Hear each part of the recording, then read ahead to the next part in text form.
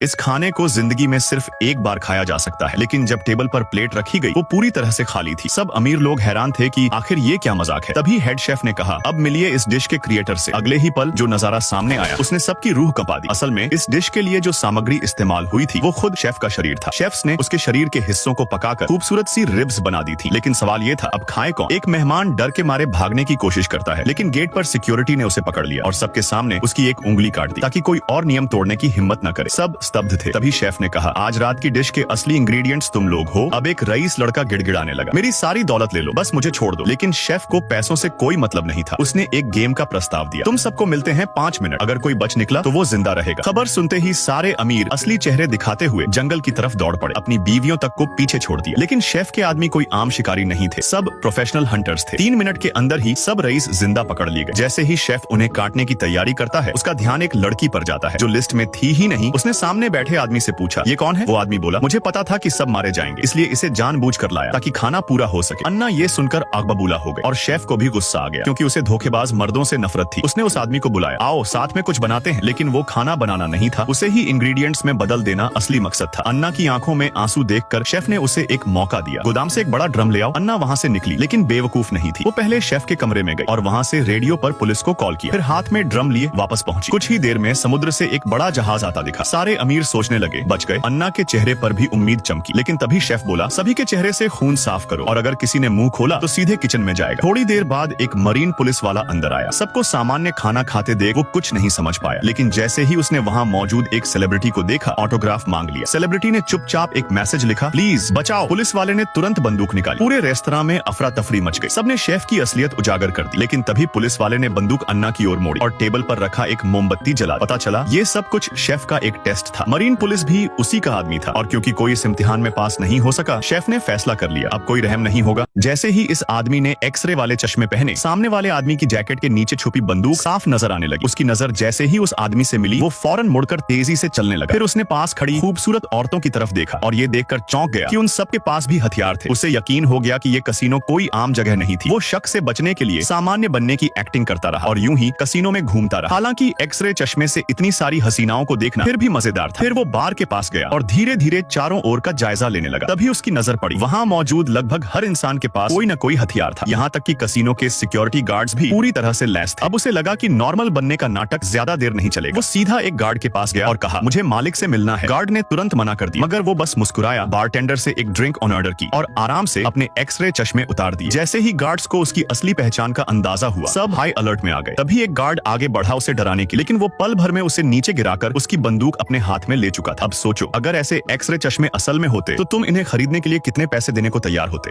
इस लड़के को तब हैरानी हुई जब उसे पता चला कि उसके जख्म खुद ब खुद ठीक हो जाते हैं और उसे आग से भी कोई डर नहीं लगता। एक दिन स्कूल का बदमाश उसके सुपर पावर पर यकीन नहीं करता और उसे मुक्का मारता है, लेकिन जैक को कुछ नहीं होता। उल्टा बदमाश खुद खून बहाने लगता है। फिर उसने लकड़ी की छड़ी से जैक के सिर पर वार किया, मगर जैक को कुछ नहीं हुआ। बदले में बदमाश का अपना सिर फट गया। ये देखकर वो डर कर भाग गया। लेकिन रात को जब जैक घर लौट रहा था, बदमाश अपनी कार से उसे कुचलने आया। जैक भागा, लेकिन साइकिल कार से तेज नहीं चल सकी। तभी जैक गिर गया। बदमाश ने जोर से कार दौड़ा दी और जैक को कुचल दिया। वो खुशी से चिल्लाया, लेकिन जैक को कुछ नहीं हुआ। उसके जख्म फिर से ठीक हो गए। अब बदमाशों ने जैक को नहीं, उसकी माँ को मारने की साजिश रची। उन्होंने कार से जैक के घर को खींचकर गिरा दिया। गैस लीक हुई, माँ फंसी रह गई और फिर जोरदार धमाके से घर उड़ गया। जैक ने माँ की जली हुई लाश को सीने से लगाकर रोया।